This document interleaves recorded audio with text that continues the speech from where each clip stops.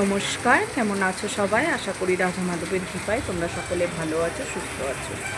কদিন ধরে তো বৃষ্টি চলছিলই, তোমরা জানো। আর দুদিন ধরে সকালে করে একটু রোদ্দুর হচ্ছে, তারপরে আবার নেমে পড়ছে বৃষ্টি। আজকেও দেখো না, সকাল থেকে হলো কত রোদ্দুর। আমি ভাবলাম আজ বুঝি আর বৃষ্টি হবে না, কিন্তু যেই না একটু বেলা নামলো অমনি শুরু হয়ে গেল মুষলধারায় বৃষ্টি। আর সেই মুষলধারায় বৃষ্টি হতে হতে এখন একটু কমেছে, তবে বৃষ্টি এখনও পড়ছে ঝিরিঝিরি। প্রচুর জোরে বৃষ্টি হলে জানো তো গাছগুলো তো ভালোই শান্তি পেল। যাই হোক, বর্ষাকালে তো জানোই গাছ খুব তাড়াতাড়ি বাড়ে। আর আমার এই যে গাছপালাগুলো দেখো, অনেক দিন তোমাদেরকে দেখাইনি, কত ছেয়ে গেছে চারিদিকে। উচ্ছে গাছটা তো চারিদিকে ছেয়ে গেছে, এর আগে আমি উচ্ছেও পাতাও বড়া করে খেয়েছি। আর দেখো এর মধ্যে ছোট্ট উচ্ছে ধরেছে, তোমাদেরকে দেখাই, দাঁড়াও একটু কী করে দেখাই। এই যেমন একদম ছোট্ট গুড়ি, দাঁড়াও ভালো করে ধরি, গাছটাকে দেখানো যাচ্ছে না। এই দেখো, ঠিক আছে, এরকম এরকম করে অনেক কটা উচ্ছে ধরেছে, আদৌ জানি না হবে কি না। আর এই যে মানি প্ল্যান্ট তো চলে এসছে আমার ঘরের মধ্যে, দেখো একদম ডাইনিং টেবিলে। তো আমি এটাকে একটু তুলে দিয়েছি, কেননা যেহেতু আমি জানি যে মানি প্ল্যান্ট হচ্ছে একটা শুভ গাছ। তো শুভ গাছ যদি এখন আমাদের খাবার টেবিলে আসে, আর আমরা নানা রকম আমিষ খাবার খাই, সেই কারণে আমি গাছটাকে একটু ওপরের দিকে তুলে দিয়েছি জানলার দিকে। আর দেখো দানা ফেলেছিলাম যে, তার থেকে কত গুড়ি যে গাছ হয়েছে, তোমাদের কী বলবো। কী গাছ আমি জানি না, আমি ফেলেছিলাম লঙ্কার দানা, ক্যাপসিকামের দানা, আর সেগুলোর থেকেই দেখো, এই দেখো গুড়ি গুড়ি কত গাছ জন্মিয়েছে। আর তাতে একটা কুমড়ো গাছ দেখো সরিয়ে দেখায়। এখন বড় না হলে বোঝা যাবে না এগুলো লঙ্কা গাছ না ক্যাপসিকাম গাছ। আমি তো কোনো সবজির বীজ নষ্ট করি না, সব এখানেই ফেলি। এবার গাছে যদি ফল না ধরে, তবুও দেখতে তো বেশ লাগে বলো। এখানেও কতগুলো গুড়ি গুড়ি ফেলিয়েছে।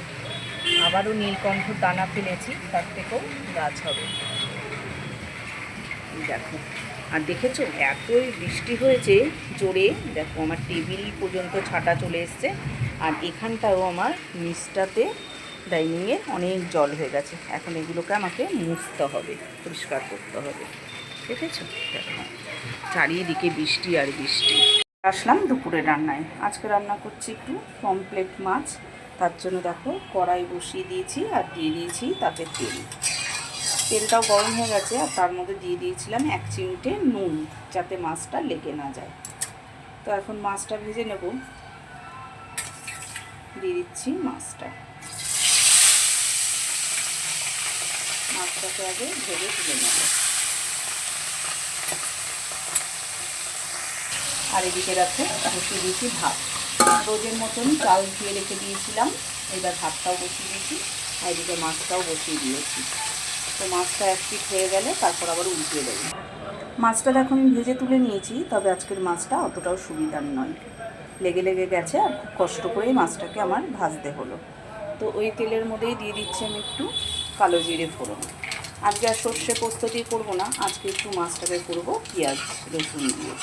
তো কালো জিরেটা তো দিয়ে দিলাম, এবারে দিয়ে দিচ্ছি একটু পেঁয়াজ ফোটানোটাকে একটুখানি ভেজে নেব, একটু নরম করে নেব।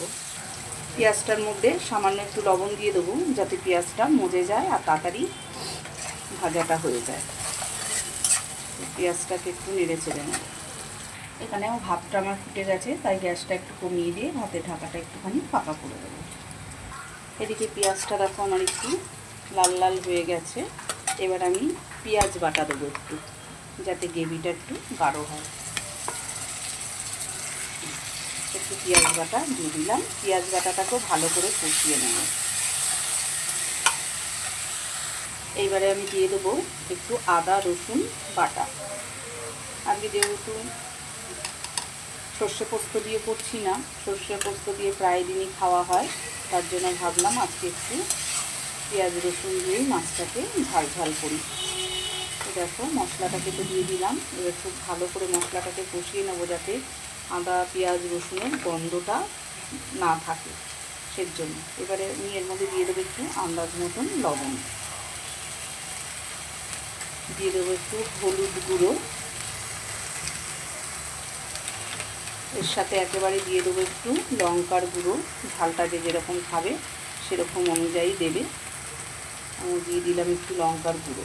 এবার খুব ভালো করে সব মশলাগুলোকে কষিয়ে নেব, যাতে মশলা থেকে তেলটা বেরিয়ে আসে আর যাতে পোড়া না লেগে যায়, তার জন্য আমি সামান্য একটু জল দিয়ে নেব, মশলাটা যাতে তলায় ধরে না যায়। এবারও খুব ভালো করে আমি মশলাটাকে কষিয়ে নেব। মশলাগুলো ভালো করে নেড়েছি, দেখো আর তেল ছাড়তে শুরু হয়েছে।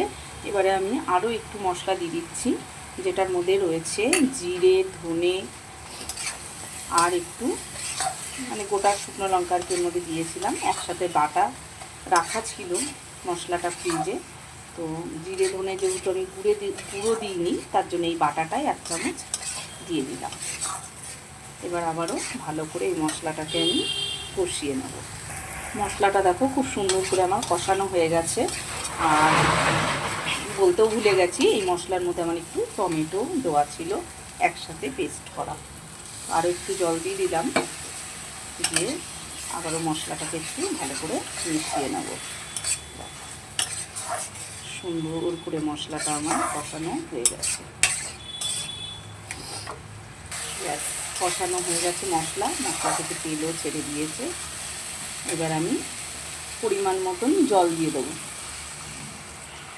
যেহেতু কোনো সবজি নেই, শুধু মাছটাই রান্না করব আর একদম মাখা মাখা হবে, সেই অনুযায়ী জলটা আমি দিলাম। আমি আর লঙ্কা দিচ্ছি না, যেহেতু অনেকটা লঙ্কার গুঁড়োও দিয়েছি, আবার লঙ্কা আদা জিরে একসাথে বাটা ছিল সেটাও দিয়েছি, তার জন্য আর কোনো গোটা কাঁচা লঙ্কা দিচ্ছি না। ব্যাস, ঝোলটা ফুটে উঠলেই দিয়ে দেবো মাছ। এদিকে ভাতটা ফুটে গেছে, ভাতটাকে একটু নেড়ে দেবো। চালটা ভিজিয়ে রাখার কারণে ভাতটা কিন্তু খুব সুন্দর সরু সরু আর লম্বা লম্বা হয়। দেখো ভাতটা এখনও হবে, আমি একটু আস্তে করে দিয়েছি, ভাতটা আস্তে আস্তে হবে।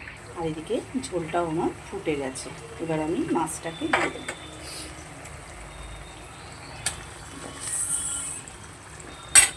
মাছটাকে দিয়ে দিলাম, ঝোলের মধ্যে ভালো করে দিয়ে দেবো, যাতে মশলা নুন ঝাল সমস্ত কিছু পরিমাণ মতন মাছের মধ্যে ঢুকে যায়।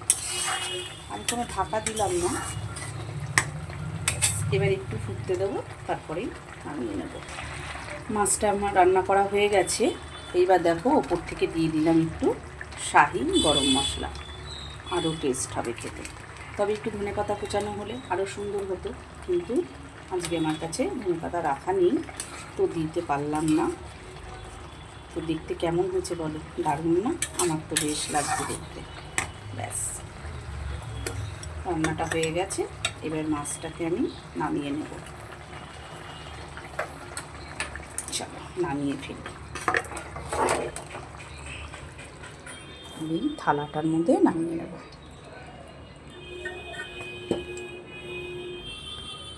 ব্যাস, দেখতে কেমন হয়েছে বলো? লোভনীয় না? বেশ সুন্দর হয়েছে দেখতে কিন্তু কালারটা। আর ভিডিওটা আজকে আমি এখানেই শেষ করছি। তোমরা সবাই ভালো থেকো, সুস্থ থেকো। আমার ভিডিওটা ভালো লাগলে একটা লাইক করো, আর নতুন হলে সাবস্ক্রাইব করে পাশে থেকো।